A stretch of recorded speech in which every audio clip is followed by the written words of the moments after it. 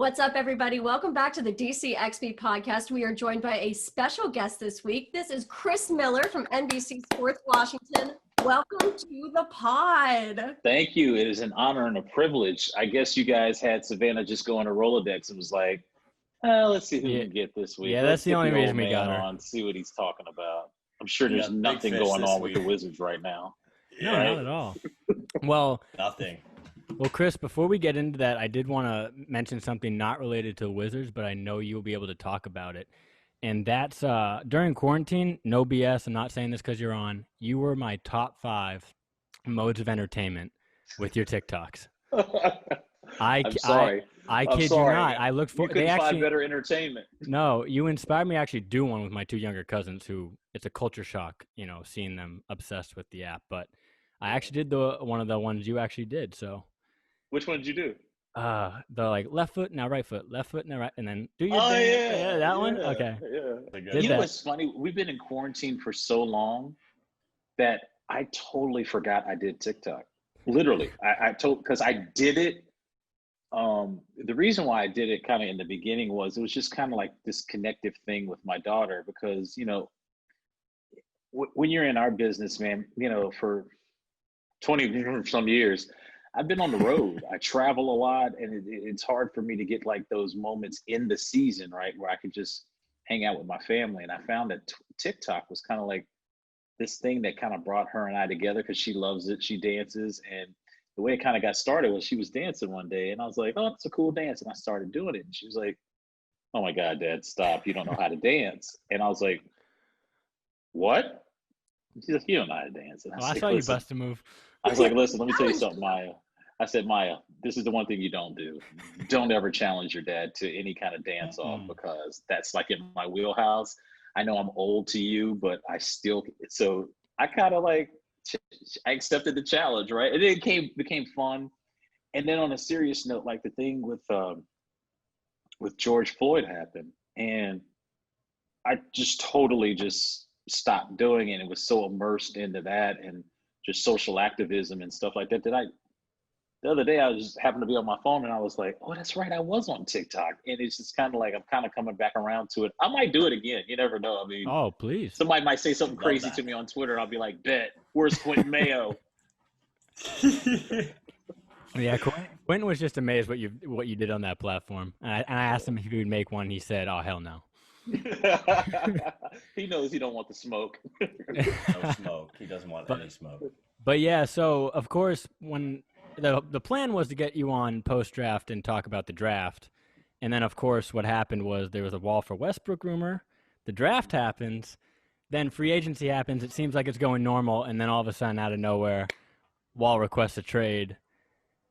So now I have to reform how I wanted to ask this first question, which was, Wall for Westbrook rumors happened before the draft. I kind of want to know when you kind of caught wind of that and maybe any digging you did in that. And then your general reaction to now, I guess him requesting a trade apparently, and then what Tommy Shepard said today. So collectively, that just general feeling on that. Yeah, I think what happened was there was a conversations. The two I can confirm this. Somebody picked up the phone. I would assume it was Houston picking up the phone first to call Washington because Westbrook and Harden both had requested for trades. So, I mean, this is simple math, guys. I mean, you look and see how much Russell Westbrook makes, and you look around the league with who makes comparable money. And I think the natural progression was, well, John Wall makes the same amount of money. If you could do player for player swap, that's doable. But Washington, I'm taking them at their word. Tommy said that we're not moving him. Obviously, the reports were that Houston was wanting additional picks, future picks. And I know that the Wizards aren't going down that road because what happens is when you pay players like Wall and Beal, they take up such a large pot of the salary cap that I feel like you have to hit home runs in free agency, and you have to hit free home runs, or maybe even the triple in the draft. So once I heard like future picks and all this other stuff, I'm like, well, that's a non-starter, I think, for Washington. And I think that's like where we are now. I asked Tommy today about it. He said that John did not ask for a trade. That doesn't mean that John's agent didn't ask for a trade. Mm-hmm. Okay, so he's telling the truth there, right? And I think what happens is December 1st is training camp. We're less than a couple days away. My expectation is John will be in camp. My expectation is he will look phenomenal because I've seen the work that he's put in the summer. But you can't say summer because is it almost winter? See, COVID's messed me up. Normally when winter. You say it's an off season, it's like, oh, he looked good in the summer. Well, they were actually playing in the summer. Yeah. So I don't even know how to phrase that. Yeah. I guess he's looked good in the off season. Quarantine. So I'm really looking forward to seeing what he looks like. Mm-hmm. Absolutely. And I guess like transitioning into, I guess, the draft pick, Deni. What is your general thoughts on that? What did you like? Is there any concern with his ability right now moving into the season that he can contribute maybe 20, 25 minutes a game with his shooting and his fit with John and Brad? So draft night, I was like, what? Deni Advija? I mean, really? And then what happens is because he played overseas, right? Like how many of us actually saw Deni play? I mean, outside of YouTube, right? And I've been doing this long enough to know, guys, that I can't evaluate a player off of YouTube because, as you guys know, with these highlight tapes, you're seeing the best version of them. Yeah. I want to see them in their worst version and how they're able to balance the two.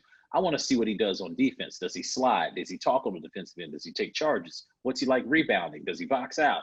What is he as a communicator? Like the things that you don't see in mixtapes is the thing that I want to see. So on draft night, I'm like, yeah, he looks athletic enough. He's hitting shots, but it's like you're editing all the best things you see from someone. It'd be like before you go on a date with someone, you just cut up all the best versions of you, right? And you're like, I smile, I brushed my teeth, I have a great suit on. We're not seeing you in your bathrobe, scruffy faced, can't cook, dishes are dirty. You don't see that. All you see is like the nice parts of you. So once I started doing some research on him and talking to people that watched him play and talked to people who have been around him, this is a competitive joker. Like losing is really not an option with him. And I love hearing that. And then there was a story I heard about his dad, who was a professional basketball player from Serbia. Mm-hmm. I guess one time, didn't he miss like 4 shots in a row? And the dad was like, you're not a shooter. You're not a basketball player. And you can go one or two ways when your dad tells you that at a young age. You can either be like, well, damn, I guess I'll go play soccer. Or you can be like, oh, I'll show you. And I think Deni went the other way and said, all right, Pops, I'll show you that I'm a hooper. And keep this in mind, he's 19 years old, but he's been a professional since he was 16. That is a positive for me because he is getting beat up every night by some grown men. So when he makes the transition over to the NBA, the greatest league on the planet, he's already played against grown folks. Now, I'm not comparing him to Luka, but that was one of the things with Luka's transition to the NBA was the fact that he had already played against grown men for so many years. So when he came over here, he wasn't wowed by the moment, right? Deni's not 6'8", 2. I want to give Luka some love here. I'm going to say 230. I'll say that. But I do think the fact that he's been a professional for 3 years will help him when he comes over here. And also, just to follow up on that, because I was like you, I watched the highlights, and then I there's actually some breakdowns on YouTube that they do a good job, like cutting up, like, hey, here's his strengths and weaknesses. And I think the big thing was his shooting percentage. I think people kind of honed in on that 27% from 3. Yeah, and like then 54% from the free throw line. Yeah, but bro, somebody concentrate. And then Vesely vibes, honestly. And and then there's also Vesely, just lazy comparisons to Vesely because people like that joke. But then some people did more digging, and they said when they picked up, I think, Play Again, and that 27% shooting was on, I think, 371 minutes and the 47 attempts. And then he shot 35% when they restarted on 136 attempts. So I think people kind of selectively looked at that negative and was like, I don't know, is he going to be able to shoot? I think he has a good form, and I think trailing Yeah, with it's John. not funky at Yeah. all. I mean, he looks like he has like a good form. Release point is nice. I'm curious to see the defensive side. Again, that part of me is because he's going to play small forward, and I think, guys, he's going to start. I think. Yeah, I would bet on that. Yeah. So, I mean, you're seeing Kevin Durant. You're seeing Kawhi Leonard. You're seeing Paul George. I mean, guarding small forwards in this league is not easy. It might be one, besides point guard, it might be the hardest position to guard. Mm-hmm. So transitioning over to point guard, the next Wizards pick out of Michigan State. My sister goes there, so I am like biggest bandwagon Michigan State fan ever. So I was like, I hope Cassius Winston goes somewhere good. And then I hear he's coming to the Wizards, and I was like, that sounds awesome. But I need to hear your opinion of it. Is that awesome? Chris, before you answer, I just want to tell you that all the years the Wizards traded for cash, they actually traded for a real cash. It wasn't just cash. I see what you did there. I'm just saying. Very good. Cash can shoot this time. Cash can shoot. He can play. Cash money. It ain't cash consideration. It's Cash Winston. Yeah, I like him. I wanted the other Cassius. I wanted Cassius Stanley out of Duke because I love his athleticism. And I think the Wizards needed a backup two guard to look at. But I totally understand them getting, a backup point guard because, Shabazz Napier is not coming back.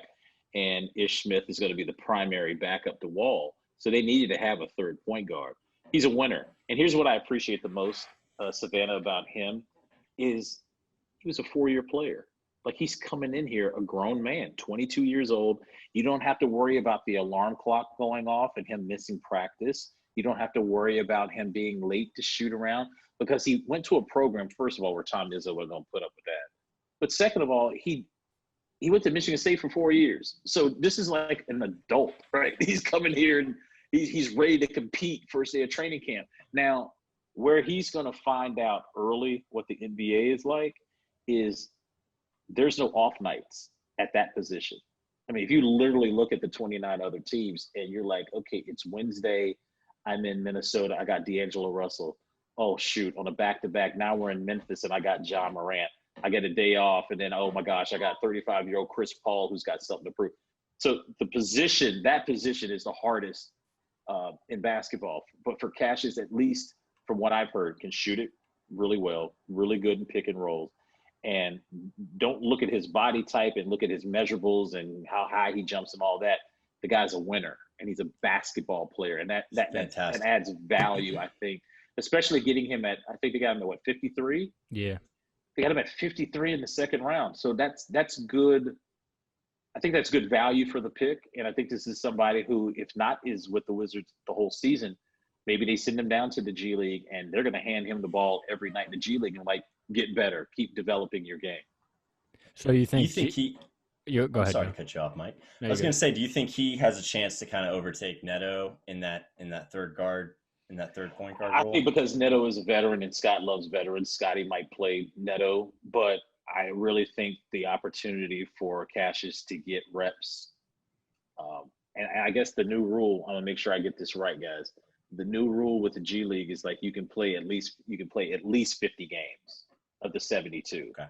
So he can get the call-ups, and because the G League is literally right down the street.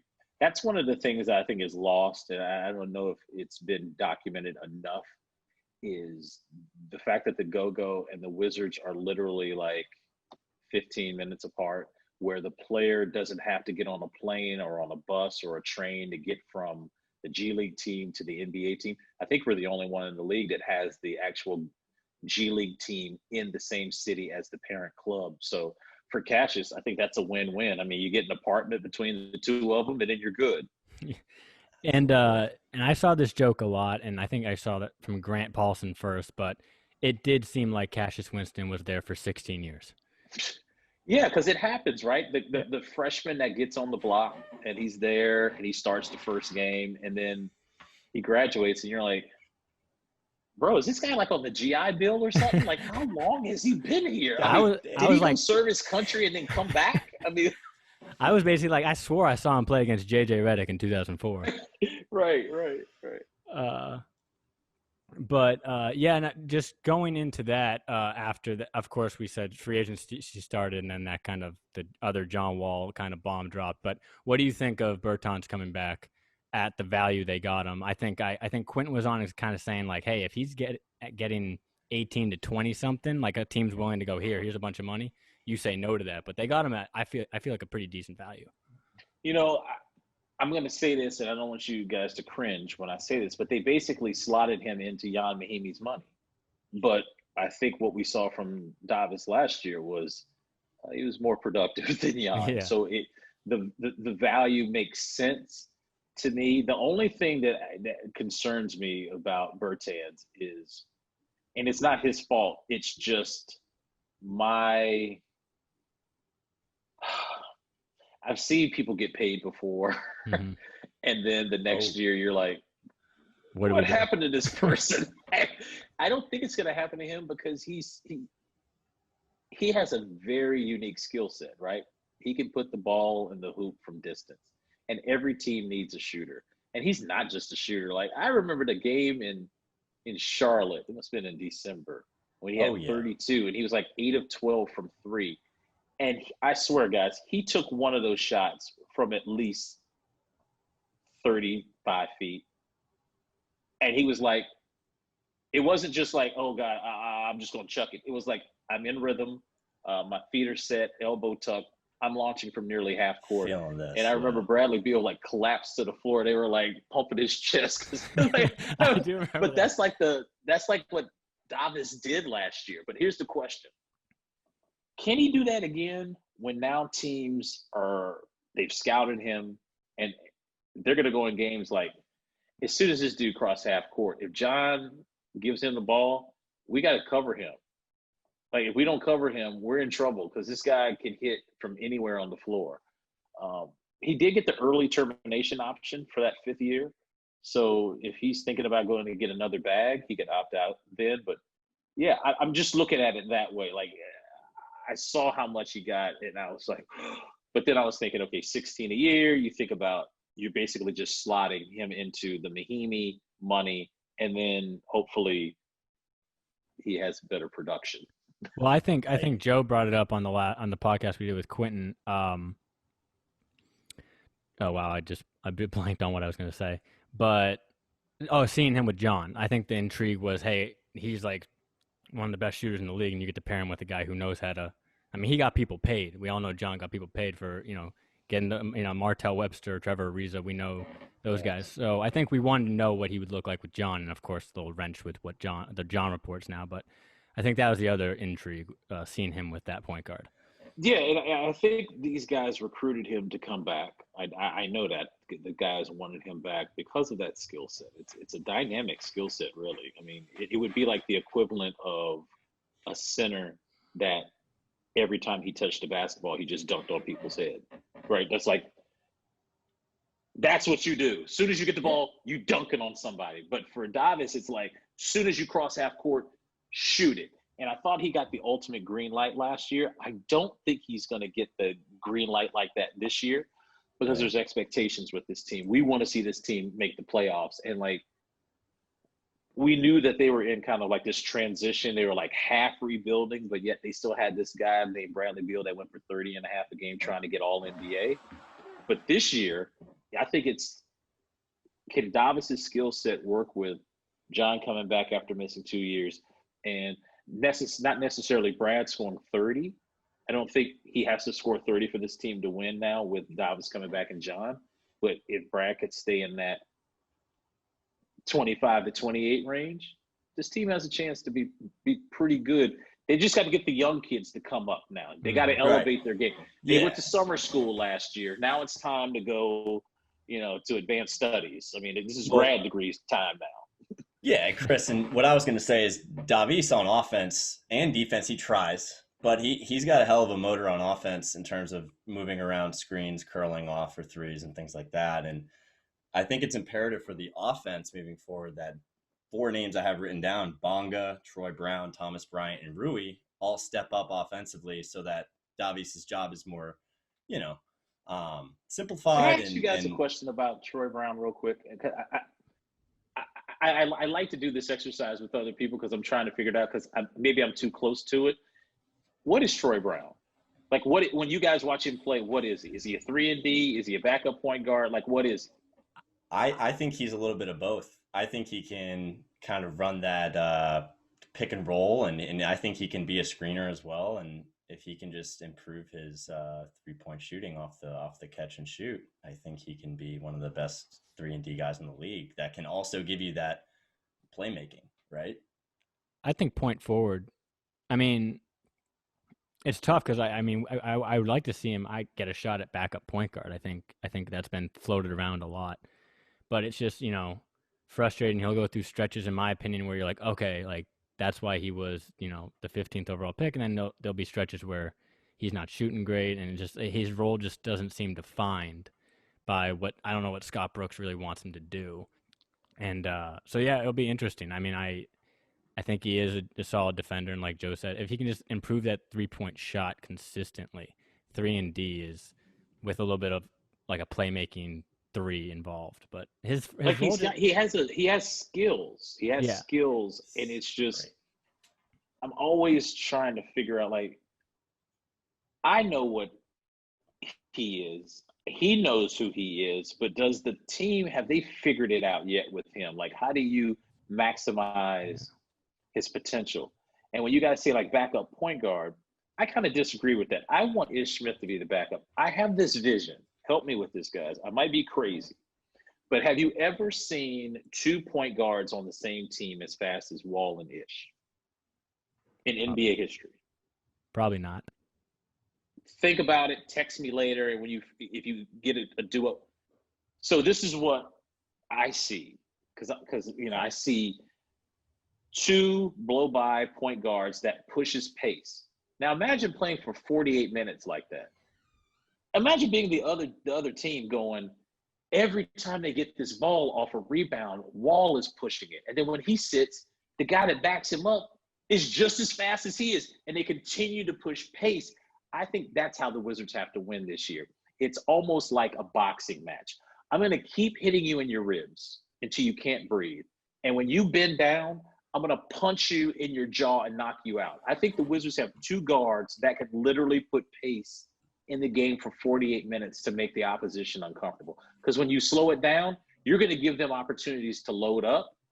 I just think, I'm not Scott Brooks. I mean, he's coached way more than me. I'm running it down people's throat the entire game to give us the best chance to win. I definitely agree with that. And I actually probably would lean towards that. I think with his skill set, though, it's kind of frustrating. You want to peg him somewhere, and it's like it's almost like he needs to advance one skill above them all, so you can be like, okay, that's what you do. And it seems like he's kind of just like average. If you do like 2K ratings, like they're all just like the same. That's how he's like a 78. And you're like, bro, if you were 80, you'd be so nice.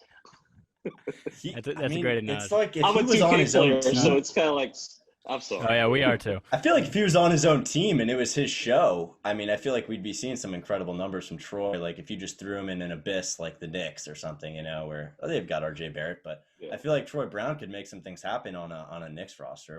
Chris, do you see this comparison? I know it was a comparison kind of coming out too, but it seems like it looks a little more Andre Iguodala-ish. Kind of, I see that. That's pretty good. I could see that. I think he. I don't know. I have to look at the numbers, but I feel like Troy shoots it better. I think he shoots it a little bit better. But I can see that. That's a good. Now Iggy was more bouncy. I mean, Iggy was. He was in a dunk contest. Yeah. Troy's got a little bit tighter handle, though. I feel like Troy's got at this point a little tighter handle and a little bit better of a handle to the basket. Racking it, stuff like that. Yeah. Also, I can see the Iggy comp. That's pretty good. I think Troy also showed his ability. I mean, I could be making this up. I'm pretty sure he's pretty good off ball. He knows when to cut. He knows where to, find the zones of the defense. And I think that's the same thing with Deni too. These wings that are smart without the ball. Because when you have a guy like John, and honestly to an extent Brad, because he had to by default, playmake and know they're going to hit you. I think there's some pieces that are building with, like you said, they could be really good if these young guys just kind of step up to the next level on that. I agree. So Chris Miller's insight. He agreed. yeah. I agree. Well, that makes me feel good.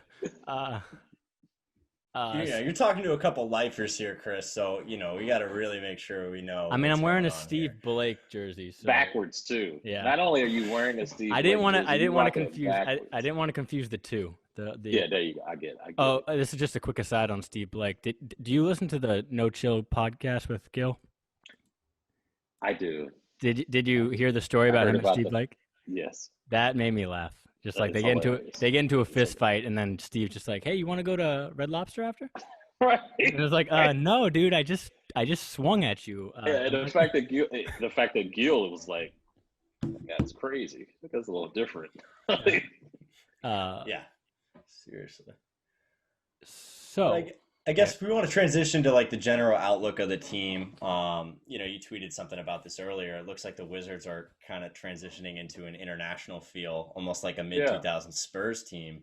What do you think about that, like moving forward for the season and in the state of the NBA where they're kind of moving forward with that? It's funny. I had a conversation with a friend of mine about that, and I have some strong opinions about this, so bear with me. I'm concerned about our kids in the United States about the game of basketball, because I think what's happening is AAU, these kids are playing year round. And I've been told multiple years now that some of these kids have some really bad red flags medically because of the wear and tear on their bodies before they even turn 20 years old. And I also see that these GMs are looking for the next Luka. They're looking for the next Dirk Nowitzki. So they're going overseas. They're not afraid to get their passport stamped. The game is global, which it should be. It's a beautiful game. It's the best game on the planet, in my humble opinion. But this is an indictment on basketball in our country that we might need to start looking at this more seriously and thinking about, is it that important for a kid on a weekend to end up playing anywhere between 4 to 6 games a weekend, 2 or 3 a day, and high level too? Yeah, pressure. Is it that important for them to get looked at, to get those scholarships, to do the one and done? I think the one and done rule is stupid. And I have a lot of takes. See, I don't know if you guys have enough time for me to kind of go into this, but I'm really concerned at how this is. I want to parse my words correctly. I'm concerned how the game in our country is kind of being played at the youth level. And I really feel like we need to take a hard look at how important the value of these kids' bodies at a young age.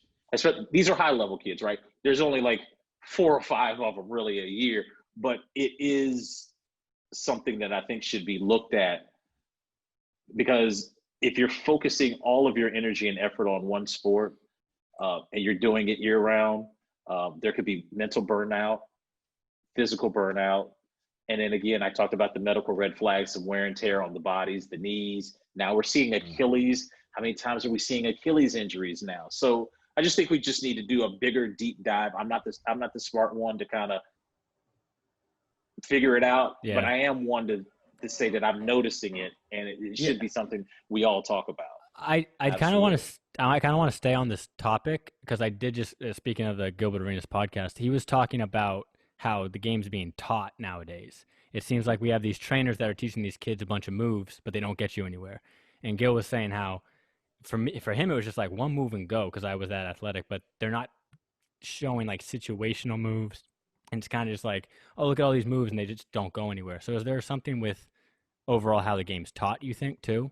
And these kids are kind of more into the flash rather than the substance, if you will. I've been covering this league for so long that I'm covering kids whose dads played in the league. That should tell you how old I am. I can remember a lot of conversations I've had with like OG basketball players that said, look, man, we played. We didn't really have like this trainer that just gives us these moves, and then we go out.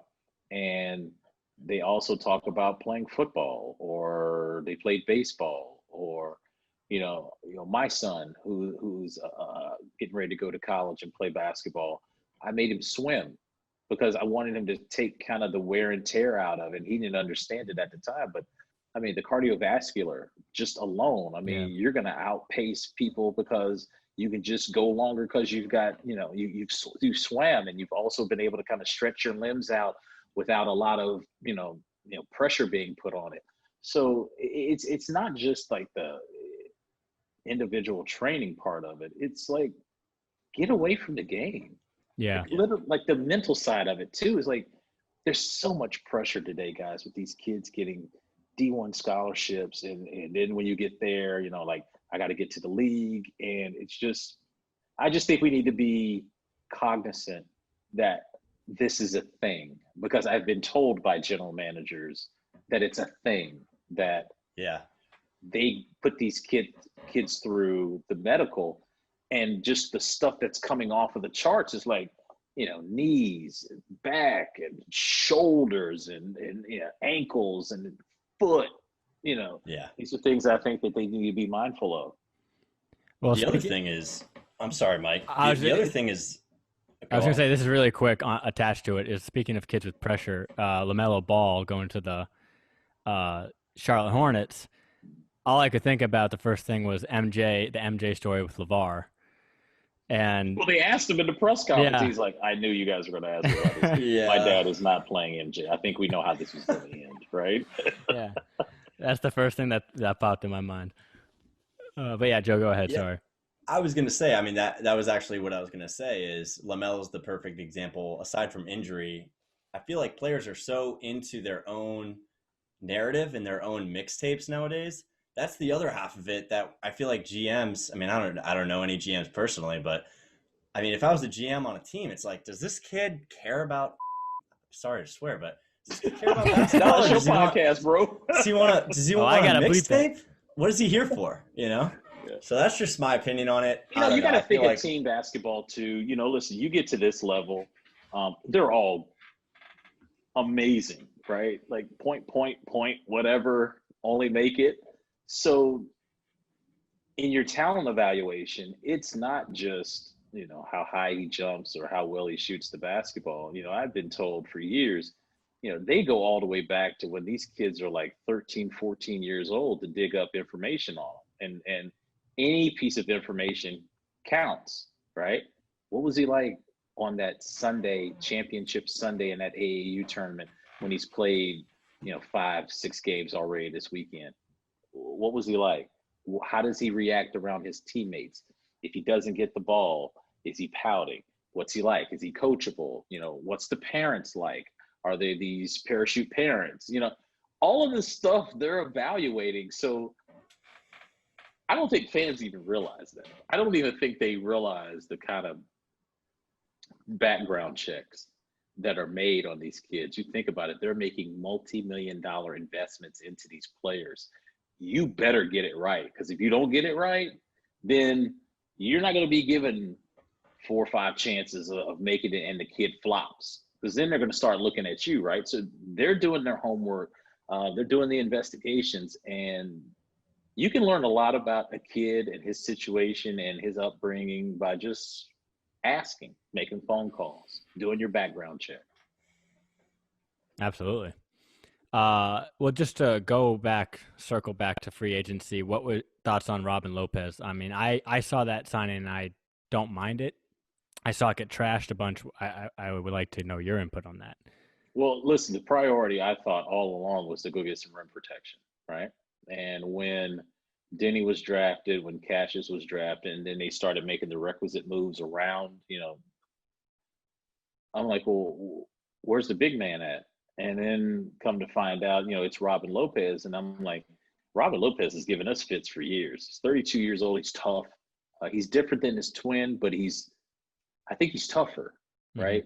And he hates mascots, and thank God. I think there were 2 people that were excited about Robin coming here, was Robin and G Wiz, because I think G Wiz is getting sick and tired of getting beat up Listen, what they did to G Wiz last year when they came to town, when they put that WWE stuff on poor G Wiz, I thought it was disrespectful. And I wouldn't mind us getting some get back on Robin maybe in the preseason, not when the games start for real, but him assaulting mascots in the league. Right. We've got to cut that. We've got to shut that down. It's but at unacceptable. Least, and look, I've seen him do some things to poor G Wiz and Benny the Bull. Poor Benny the Bull. I mean, I know. I saw that one too. The man is just doing, and he's 7 foot. You don't have to do that when you're 7 foot, okay? All you got to do is like walk up to him and kind of like do that and scare. They'll fall. You don't. Anyway, back to your question. I thought it was a good signing. He's. I was going to make sure. Yeah, I was going to make sure there weren't any like internal discussions surrounding G Wiz and if it's going to work out long term here. But I hope they called G Wiz just to get their approval on this. And I think when Robin does have some kind of press avail, I think G Wiz should be able to ask the first question. Right. I agree. We agree. That's funny. That's good. But yeah, so you think it's a solid fit though? I do, because he's going to set good screens. I still think the greatest screen setter in the history of basketball was Marcin Gortat. So if he could do that, then I think we've got a really good pickup. We're not asking him to come in and get 20 and 10. In fact, Tommy Shepard said today that Thomas Bryant is still the starter. And I'm wondering if that kind of rubbed some of the other free agent bigs the wrong way. Like, if they're having those conversations and he's like, yeah, what do you think about the fit here? And they're like, well, we'd love to have you come here and back up Thomas Bryant. I'm probably sure some of those dudes were like, nah. I have a couple names written down here. I've got Nerlens Noel, Willie Cauley-Stein, Podol, Favors, Plumlee, all these guys getting similar numbers, some 3 years, some 1. What do you think separated Lopez from, the guys like Cauley-Stein, Plumlee? Well, I think he got under the full non-taxpayer mid-level exception, which is like $9 million. So I think he got a little bit under that. Like so 7.3. I think he fit financially, and I think he fit with the role that they want him to have, which would be to back up Thomas Bryant. But, you never know. Man, Lopez might come in here in camp and take the job. I don't know if the Wizards are like steadfast, Thomas Bryant is our starting 5, especially when you have a 32-year-old veteran that's been in the wars here in the NBA. Yeah, I think we were going to go – well, Joe, you had that question.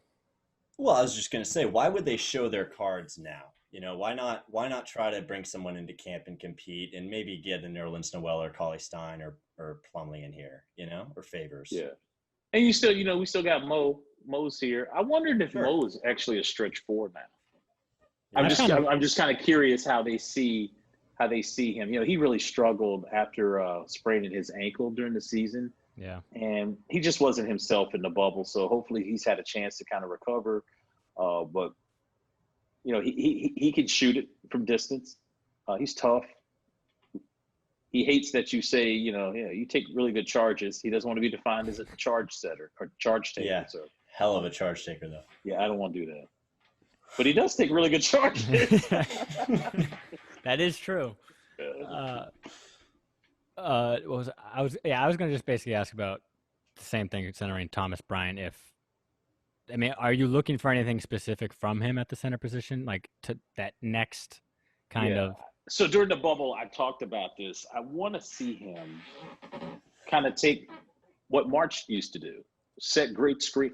He's a finesse big. I think we all can agree on that. We're not asking him to bang down there. He can actually step out, pick and pop. But if he could set really good screens and dive to the basket, we saw the great chemistry that Wall and Gortat had.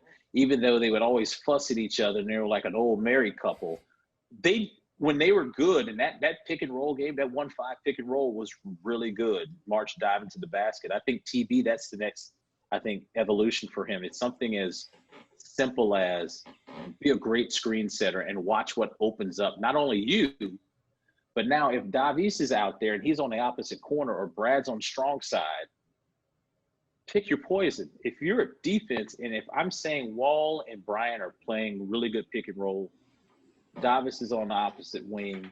You got Brad in the corner. You can run some secondary action. Like I see just the possibilities are endless offensively for this team, all by setting just a great screen by the 5-man. And just to follow up on that with another player that's kind of, I think, a little bit forgotten is Rui. I mean, where do we peg him now? Is he a 4? Is he a tweener? Because with Deni coming in, like we said, we think he's going to start at the 3. So is Rui the 4? Is that his position? I guess Rui's the 4 now. I was really wanting to see him kind of explore his game at that wing position to see. I still think he has really good size. He actually guarded better at the 3 in the bubble than I thought he did. You know, even Scott Brooks said, he goes, I think he did a really good job of guarding threes down there. What we saw from him in the bubble was exactly what I wanted to see. I wanted him to be number 1 on the scouting report, and I wanted to see how he handled it. He had 3 stinkers back-to-back games, but he recovered from that and he bounced back. And I thought those 3 games might have been the most important games for him, because it showed him what is it like for Bradley Beal every night, or John Wall being the number 1 priority on offense. And that was him, and teams went at him. So I'm glad that happened to him, okay? That's why I called it summer school, okay? You go down there, look, man, I stunk in algebra, second semester, but doggone, I'm going to go to summer school. I'm speaking from experience here, as you guys can tell. I'm passionate about the summer school thing. By the way, I fully endorse summer school. Listen, it's great. It's less stressful.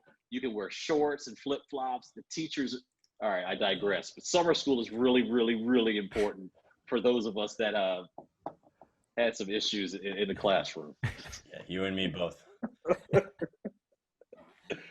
Oh, man. Who's got next? You guys have any more questions for him? Because then I want to transition to larger NBA questions. Oh, yeah. Yeah. So, yeah, I guess the last one very shortly. Is there any other moves you see them making small? I think they're all set. They're all set. Unless there's some huge blockbuster trade, I don't think they're going to be making any moves. I think this is the roster moving forward. Gotcha. All right, Savannah, you got. Okay. It's not what you think it's going to be, but I want to know more about you, Chris. You said a couple times during this podcast that the NBA is the greatest league in the entire world.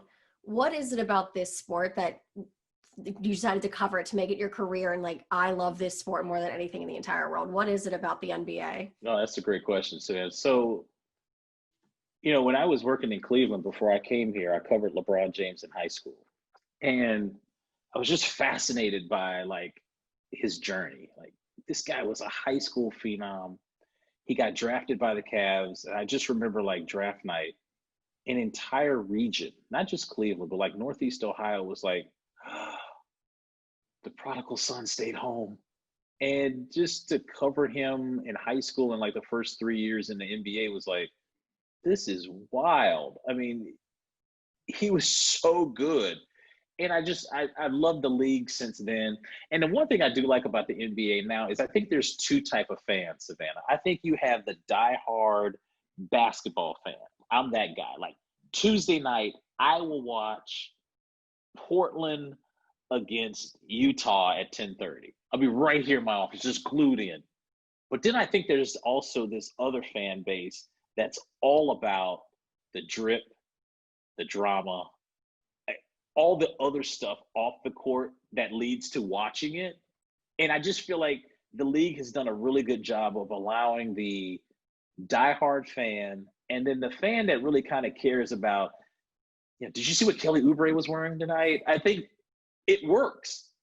Both can actually interact together, kind of like on social media or talking, to be like, did you see what Kelly wore tonight? Yeah, he had 30 against Golden State too. You see how that worked? And it was kind of like you can have that conversation. And I think that's the reason why the league is so good, is they can bring both of those fans together, and it's international too. So, I mean, the fashion part of it, I mean, look, we've seen some drip where you're just like Westbrook, like some of the stuff he wears, it was like, who would wear that? But everyone talks about it. Oh yeah. And I mean, I will admit, I grew up in Pittsburgh, so we didn't have an NBA team, and there was no way I was rooting for Cleveland. Like, Right. there was no way. So I was like, what is this whole NBA thing? I don't get it. And then I'm the fan that's the social media fan that I see these characters. I'm like, who are these guys? And then I watch the game. And I'm like, oh, they can play too, but Yeah. not really entertaining. But see that's what I'm saying. It's like it could, we can have a podcast like this where we're talking about, Wall coming back, and then we can also talk about what do you think he's going to wear opening night? Like what's he gonna? I mean, what kind of drip? What kind of dance is he going to do? What kind of dance is he going to do? He's going to bring the Dougie back, right? So it's enjoying the game for the game, but also understanding off the court. And like you said, these guys are characters. They're marketers. They're brands. Mm-hmm. And the league kind of allows them to express themselves that way. I remember Allen Iverson. Man, like so much respect for him as a basketball player, but the fact that he kind of changed the culture, right? He could walk in with anything on and people would be like, that's just AI, right? Hell and yeah. like Wall and Beal both will tell you to this day that's their favorite player. Hell yeah. I can't imagine, I mean, other than LeBron and Kobe growing up, playing Iverson on a Tuesday night. I mean, that there's not much more fear than that, right? I mean, he was always hurt, but like when he was healthy, that dude was a problem. Chris, you know what's funny? What you just said right there. Do you know who that reminds me of? John Wall. Played hurt, gave it everything every night. And I this is what I've kind of been asking people as we're getting ready for his return is, can you name a time where you watched and you were like, I don't know if he gave it all to us tonight. I mean, he played hard every night and played hurt. Guys, I saw what that bone spur looked like. He has it. He like showed it to me on his phone of how big that bone spur that was in his foot. And us here on this podcast trying to walk around with that, we'd have been kicking and screaming and crying every day. He played every night.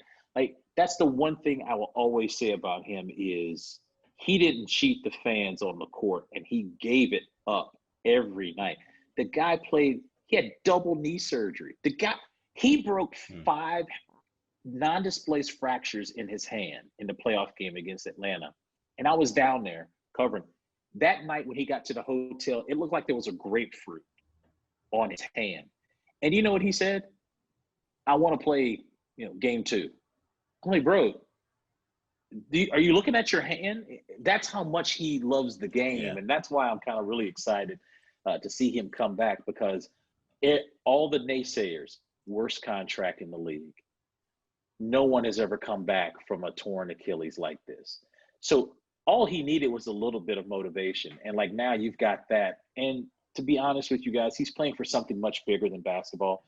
He lost his mom, right? There's an angel up there. And he's got 2 boys now. So there's something bigger than just I'm playing hurt and I'm playing for my city. He loves this city. All you got to do is go back and look what he's done for this community. And that's why I'm excited about him coming back, is because like I know him and I know the Achilles thing and the worst contract in NBA history is like the ultimate motivation for him. Oh yeah, absolutely. Guy like that, it probably eats at him. It seems like all the time. I feel like his career's been really fueled by that, on top of his love for the game. But there was that thing about how many GMs said he wasn't a top point guard in the league. It was like 30 out of 32 or something. It's like okay. But going back to when we were talking about Iverson, you started covering the Wizards in 07? 07. 07. So was that? I think it might have been after Antonio Daniels got crossed by Iverson twice. I do remember that. That was in Wells Fargo. That was up in Philly. Yeah. I remember watching. It was on ESPN, and I was like, "Great, another Washington team embarrassed on national television." Yeah, I thought it was only the Washington football team that did that, but yeah, Bubba Chuck did that to a lot of people. He even got MJ. Remember that? He got MJ on a crossover. He had him dance. Hell yeah. Well, also keeping it on the Wizards and you covering them, I want to just follow up with Savannah's question on all that. Do you have like your top story? I want to say top Gil story if you had one, but I feel like that's weird. I feel like that's too easy. Can I share that on this podcast? Yeah, is that legal? No. Before I got here, they told me about his $1 million birthday party, and I wish I could have gone to that. I would love to see million birthday party. I remember seeing pictures from that. That was absolutely wild. You know, I do have one Gil story that's interesting. Is he had this ability to say something you're not supposed to say just about something or somebody, but it was funny. And you I remember we were up in Philly and the gun situation happened, and this, I cannot believe I'm telling this story, but you guys can go back and look at the photo. There's a photo. We're in Philly, they're in the layup line, and they're, around the circle to put their hands in, 1, 2, 3 team. And Gil puts up the yeah. And there's a photo of it. And the photo, guys got fined for laughing at this. I remember, I think Antoine got fined. There was a couple of guys that got fined. Antoine got fined. Antoine's but it was like a nervous laugh. Like, if you look at the photo, it's like he's like, right? He's like, and he got whacked for it. But that was Gil. Gil just had this way of just doing something inappropriate or saying something inappropriate, and you were kind of like, like the kid in the class where you kind of laugh, and you're like, and you're not supposed to. But he could score that ball, man. That dude was. Yeah, he was. I always say he was like Steph before Steph. People don't realize that guy was pulling from 30 plus, like it was nothing. Yeah, the shot at home against Utah when he shot it and turned away and walked away and had his hands up, he was just like, bucket. He gave Kobe 60. Gave a 60 ball in his building. Yeah, then follow that up. You remember the next game, 54 against Phoenix. And I'm pretty sure a game winner technically in that game too. Yep. That was my childhood. That was the best year. Hey, he's our idol growing up. I was in middle school when he was doing all that, and we're a little screwed up because he's our idol, but he's our guy. He's our guy. Chris, I almost ended up working with him because he had that Complex show with I forget who, and then Mia Khalifa, who ended up leaving the show. But I got a freelance gig with it, and then it fell through because the show got canceled. And then I realized he was so ahead of his time also in this space. Mm-hmm. With like the blogs and all this other stuff. I'm like, can you imagine Gil playing like in 2020? I don't think. Oh my God! The content would be amazing. Yeah. Well, I also learned from his podcast how, I kind of knew this a little bit, but he is a smart basketball player. He is. It seemed like he learned from like watching Kobe. He said he saw him what he did before games, like getting hacked, and Kobe yelling at the guy, going, "No, hack me because Raja Bell is going to do this." And it seemed like he learned so much from like the Kobe's, and hearing him kind of speak that is just mind-blowing now, going back and watching him play and seeing what he was talking about, how he attacked defenses, et cetera, et cetera. It's crazy how much that guy thinks. I think he's a basketball savant. Mm-hmm.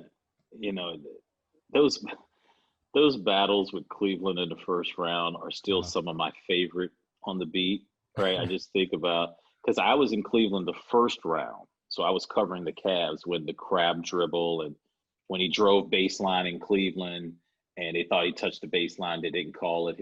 LeBron's first playoff game ever against the Wizards, he drops triple-double. So that year I was covering on Cleveland side. Then the next year I came here to DC, and that was the 4-game sweep one where Gil wasn't available. Antoine was like the last of the Mohicans, right? He was the last guy out there. It's like Daniels was hurt. Antonio Daniels was hurt too.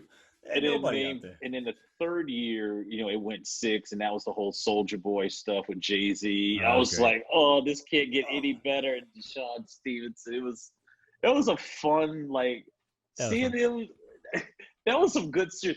We lost all of them, right? But it was pretty cool to be a part of it. Joe knows this, and don't worry, Joe, I won't go on any rant. I'm not a huge LeBron James fan. I respect him as a basketball player. But when he traveled in game he traveled. He like took a jump stop and then took 2 steps. Then Michael Ruffin went straight up, and he hit a tough – I'll give him it. He hit a tough layup after he traveled. But then he had the audacity in the press conference to say, and I got fouled. And I was just like, nah, can't do it. Was that the crab dribble? No, I thought the crab dribble was a regular season game. It might have been a year after that. Yeah. It might have been a year later. I don't know. Yeah, it was like he took a jump stop and then took 2 more steps, and it was the most obvious thing. I just don't know how it wasn't called, but it haunts my dreams. Still sticks with us 14 years later. Right. I don't God, get it's over been that long? Oh my gosh. Almost, yeah. I mean, shoot. Oh, but Team older. Win a championship, please. Just win one before I retire. They're gonna do it. That'd be fun. Savannah, did you have any? I mean, you were talking about covering that series in Cleveland. You're like, that's some of my favorite memories on the beat. Is there another time that you're like, okay, that's it? Like, if I could go back, that's what I want to go back to. I literally told John Wall this the other day when I was talking to him. I said, Game 6, 2017 at Atlanta, closing out that first round. 42. That's probably the best I've ever seen John and Brad in one game together, taking turns, absolutely dominating the opposition, right? And I think it was Gucci Mane, Soulja Boys, one of those rappers. It was like Quavo. Courtside. And they were literally laughing at them as they were scoring on the Hawks. Like, I remember one time John ran back and was like pointing at them, laughing. And it was like, man, get these dudes out of here. And like Brad was also like, Brad's quiet. Yeah. Brad was even into it. Like, man, these Bamas, man, get these jokers out of here. Man, we're off to Boston. And I was just, that to me was so fun being in Phillips Arena, Savannah, that night. Because I remember, I think I interviewed John or Brad after that. And I remember we were walking back to go into the locker room, and the energy, you could just feel like they just accomplished something really big. And I was like, man, we're going to Boston. Yeah, they're pretty good, but I think we got a chance. So that was cool. Wall's Game 6 shot against Boston to force that Game 7, that arena has never been that loud since I've been here. I've never been in that arena when he came off that busted play and he shot it in front of Avery Bradley. I was sitting on the baseline, and the shot goes up, and the ball's coming to me, and I'm seeing it, and I'm like, I can't say what I said. I said, this bleep is online, and then all net, and then I went, holy, no. And I'm just like, you're a reporter. Calm down. And I'm trying to like put my arms down. I was going to say. You're a reporter. Remember, fair and balance, all this other dumb stuff that they teach you in school, right? But at that moment, I was like, oh my God, he just hit the shot. We're going to Boston for Game 7. Because, in Game 7 scenarios, anything can happen, right? But yeah, those are the two that kind of stand out to me. That close out Game 6 against the Hawks, and then John's game-winning shot, biggest shot of his career, Game 6, second round against Boston. I think I can speak for Joe too. I randomly do this. I'll just pull up those games, like they have those full like highlights on YouTube. Yeah. It's like, all right, 42 in Game 6. Okay, John, like, can we do that again? Yeah. I was like, I want to see that again so bad. And then on top of that, with the Boston series, there was a lot of bad blood because of the all black funeral stuff before that. And have you ever heard Isaiah? So last year when Isaiah was here, again, it's weird. It's weird for me to see him in the Wizards uniform. I never got used to it. Never. Like, I would watch him play and be like, nah, he played for them. Like, no. So when he first came to town, he did an event before the season started. I interviewed him, and I introduced myself to him, and I'm just looking at him, and I'm just like, no, I take that back. We were in Vegas because he signed when we were in Vegas for the Summer League. Sorry, that's my dog. And I just looked at him, and I was like, bro, you play for the Wizards now. Like, this is not how it's supposed to be. You're supposed to be playing for them, right? And I just never got used to it. But he said about wearing the all black, that was his idea. I do. Yeah. I was like, that was your idea? And he goes, yeah, man, I wanted to send that message right back because, as you know, the Wizards did it during the regular season. And he was like, oh, I definitely wanted to do that. And I was like, okay, well, at least you were honest. But he lied at the time. So, like, remember after the game when they lost, people were like, why are you wearing black? And then they were all like, oh, it was just coincidence. It was not coincidence, bro. Right. All of you were wearing black. Right. Well, the thing with that series was there was a couple times where there was a little bit of a scuffle on the court, and it was the John Wall poking Jay Crowder in the nose. And if you go back and watch that video, Bradley Beal's face expressions for about a 5-minute stretch, the funniest stuff you'll ever see. And we know Brad has his face, he's a meme basically. But that video, if you go back and watch, Brad's face just changes expressions about 5 times, and it's all classic. Because he's just like, oh, what are you doing? And great series, though. That was that was fun, too. Yeah, that whole season, really. I mean, that Wizards team had some character to it, right? Yeah, that was Scott's first year, right? That was Scott's. Right. Yeah, that was Scott's 59 first wins. Year. I tell you what, so you remember game 1 against Boston, Al Horford, I still think it was a cheap shot. Hurt Markieff Morris and sprained his ankle, right? Mm. And I remember in the locker room afterwards, Markieff was always a great quote. He was like, no, I'll get you. Man, game 2, opening tip, it was like hockey. Like in hockey, they have the face-off, and the dudes already know that they're about to go. Yeah. And they drop their gloves, and they just go. Yeah. It was like opening tip. Markieff went right up to Al Horford and just hacked the you-know-what out of him. And I was like, he said he was going to do it. Yeah. That's what he's going to do. That's great. Okay, Mike, you mentioned a meme, but Chris, I have to talk to you about the fact that you are a meme, and it'll come across my Instagram or Twitter every Sunday. Yeah. And it has nothing to do with basketball. Someone will just use that photo. I'm like, does Chris get tagged every time that you're like, I'm still a meme years later? Is it the one with Brad? Yeah. I saw that on SportsCenter's account. I'm like, hold up. So they got to give you some love. I got to tell y'all that story. So that's we used to do the pre and post game shows at the arena. So at the post game show, we used to be on the floor, and you'd be surprised how many people kind of just walk by, right? Scott Brooks would walk by to go up the steps because I think his apartment's down somewhere in DC. He can walk, and opposing teams would come by and to get on the bus. So that area where we were was great for you never know what you might see live TV moments, right? So one night, Brad was walking out and saw the lights, and he was walked by us, and you could see him in the monitor, and he was kind of looking at the camera, being funny, and I was just and I turned around and saw him, and he did something in the game. I can't remember. He had something on the stat line, and I remember showing him the stat line, right? And I'm showing it to him, and he's looking at it, and that became the meme. And then all of a sudden, COVID happens. They've got people with masks. Brad's got a mask on now. It's always some caption. And, of course, my kids see it, and they're just like, oh, my God, my dad's a meme. You got to get royalties on that thing when it's used. They're like, this man is so embarrassed. I'm I didn't even do anything. I was just standing there doing my job. That's great. That's fantastic. Savannah, I don't know if I forget what you said. You want to tell Chris a TikTok story? I do. Okay, so speaking of embarrassing parents, my mother is on Instagram. So she's, scrolling along, doing her thing. And she'll every so often oh, Savannah, do you see what so-and-so did? I'm like, yeah, Mom, they're my friend. I saw what they did. She's like, oh, cool. So she saw that I followed you, but she didn't know who you were. She's not into basketball. She half listens to my stories. I tell a lot of them. And all of a sudden she's like, that dad on TikTok is the cutest guy in the world. I'm like, what are you talking about, Mom? I don't follow people on TikTok. She's like, that TikToker you follow. I'm like, Mom, again, I don't know what you're talking about. So she shows me you dancing with your kid, and she's like, this guy from TikTok that you follow, that's so cute that his daughter. You had no idea that you cover the Wizards. She thought you were a TikToker by trade, and that's what you did. And she's like, that's so cool of him. I'm like, Mom, that's Chris Miller. He covers the Wizards. She's like, so he doesn't? I'm like, no, he's not. That is great.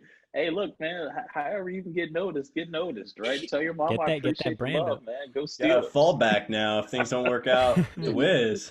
Right. Hey, look, man, as long as I've been doing this, if this is it, I think I'm heading to the beach. I mean, good Lord, I've been doing this for a long time, man. It's I don't know about the second act. Yeah. Well, Chris, I before might run for office. I mean, I'll just leave it there. But why not? Anybody can. Well, Chris, before we let you go, I got 1 or 2 final Wizards questions. One, Yeah. Speaking of running for office, I always say I don't trust two people, and that is politicians when they say anything or GMs at a podium. Do you believe Tommy Shepard when he says we ain't trading John? I think if the phone rings and there is an offer for them to get better, Tommy has to listen. And he has to ultimately get approval from Ted. Mm-hmm. So I guess the question is, do you think Ted would ever trade John? And I think the answer would be, at this juncture, I think anything's on the table. I always hear from teams what's in the best interest of the organization. And I kind of just leave it at that. But when I hear GMs say that, I also understand too that, you know, that phone rings and they're offering you the sun, moon, and stars, and you don't at least think about it, then you're not doing what's best for the organization. Mm-hmm. And then the second one would be, what's your gut feel on, barring, let's say, general health, it's fine, no crazy injuries. What would your general record prediction be if you had to, on the spot, top of the head? So there's 72 games, right? Is that what it is? 72? I think it's 72 this season. Okay. We'll go with 72 for the conversation. I need to see him, and I don't want to cop out. I wanted to, because when you guys asked me to come on this podcast, I want to keep it 100 with you, so you could be like, look, man, at least he said what he said. I have no idea because I don't know what John's going to look like. In a perfect world, John looks like the 20 and 10, 20 points, 10 assists, John Wall. And now you add that to a team with Davis and Brad, who Brad is a superstar in my eyes now. He is. I absolutely love watching him play because there's nothing he can't do on the floor. That next step for him was playmaking and ball handling. He did that last year. Yeah. So I don't know. I will say this to make sure it's not a cop-out. It's going to be damn hard for them to make the playoffs because the East is loaded. Yeah, they got better. Philly got better. I think Boston is always good. I think Miami got better. Getting Precious Achiuwa now backing up Bam Adebayo, and they still got their shooters and Jimmy Butler. I think Toronto keeping Fred VanVleet and adding the pieces that they've added. They got Aaron Baines, so they got some toughness up there. Toronto's going to be good. Milwaukee. Indiana. I mean, come on. Indiana. I think Chicago is going to be good this year. Their draft pick is interesting to me. I need to see more Pat Williams, but for a guy that was on the bench at Florida State to be a starter in the NBA, what was Leonard Hamilton doing, right? This kid's going to be really good. But I think all these teams are going to be so good. And I didn't even mention Brooklyn. So yeah, it's going to be damn hard to make the playoffs. Right. Well, it did seem like when Patrick Williams got drafted, it seemed like he was the first one where I kind of was like, okay, that's the first guy the Wizards could have drafted. And then it was a Okoro. I'm like, okay, that wasn't supposed to happen. And then Okongwu went to Atlanta at 6, and I was just going, okay. Atlanta's another one. They could have a big jump this year too. You know, they've got Atlanta. The thing is, Deni wasn't even on anybody's radar for the simple fact he was supposed to go like 5th. Right. So that's the other thing. But I'm out of questions. I don't know if Joe or Savannah. I'm all set. We'll have you back on. Oh, we do have one more. Gilbert Arenas or John Wall? For what? Just prime point guard. You got to pick one. Oh, why would you do this to me? We did it to Quentin I told too. him I don't know if we should do it, but oh my God, why would you do Flipped this? it in right at the end of the pod, like we're about to go. Also, sorry. It was the only thing he asked highlighted. Quentin as well. Oh, what do you think Quentin said? I don't care what he said. He probably wasn't even born when Gilbert was in his prime. Yeah. I'm gonna say John.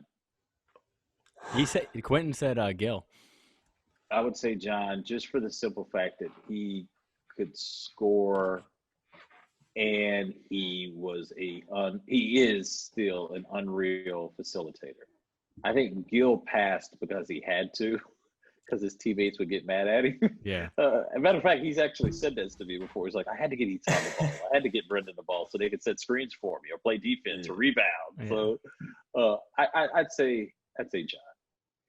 Well, also Gil has the story. I think it was he purposely didn't shoot in like the first quarter of a game. And he's like, no, I'm Just gonna get my 10 assists and do the rest after. Yeah, I noticed him doing that too. It's like I'm watching him do this. It's like, Gil, what are you doing, man? You're purposefully not shooting to pad your stat line. Shame on you. It's essentially like pulling the Kobe when Kobe did the same thing. He's like, oh, I can't pass. Okay, I'm gonna go get 15 assists. Right. But it's close though. It's close between John and Gilbert. Yeah. I think I'd edge it out with John. Gave you an honest effort on defense. Better passer. Gil was just like this assassin, better athlete, but just Gil was just a stone cold assassin. Absolutely. But John by a skosh. Respect it. All right. Well, again, Chris, thanks a lot for coming on. That was a great. Yeah, no problem. Sorry I was late. No, you're good. Blame me on the phone with the Wizards. Blame me walking my dog. Tell the Wizards to hurry it up next time, if you're coming on the DCXP podcast. I'm like, man, listen, Savannah said I need to get my butt here at 7. Get your butt here at 7. It's unbelievable, Tommy, if you're listening. Seriously. Guys, I appreciate this. This was fun talking hoop and fashion and drip and TikTok. Everything. Yeah, that was cool. Appreciate you. Thank you so much. All right, man. Y'all take care. Savannah, thanks. Take it easy, Talk to you Chris. soon. All right.